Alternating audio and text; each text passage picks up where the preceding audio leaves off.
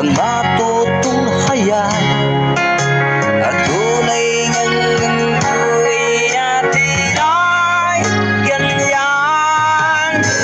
Sadyang di mo alam ang daang patutunguhan. Ang tama at dapat gawin ay laging lumaban.